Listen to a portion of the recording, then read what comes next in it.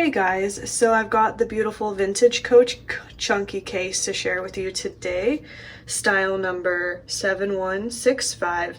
And what's great about this bag is that it's in this beautiful rare light green color called Pistachio. This is actually the first piece that I've ever gotten in that's in the color Pistachio, so it's kind of exciting. Wanted to share it with you guys. So I would estimate it was likely made sometime in the 90s, and it was made in the Dominican Republic. So I'll go ahead and show you more of the case itself now. So here's the front. It does have the Coach cartouche stamped on the front. Hopefully you can see that well. And then here's what the sides look like.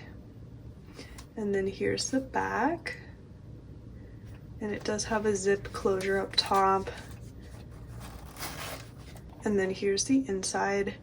It's got this little creed inside that said it was made in the Dominican Republic.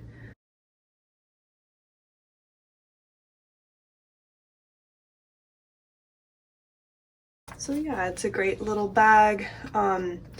It would be great for storing makeup inside of your handbag, so just wanted to share it with you guys. It is available in our Etsy shop, so I will link it below in case you wanted to check it out.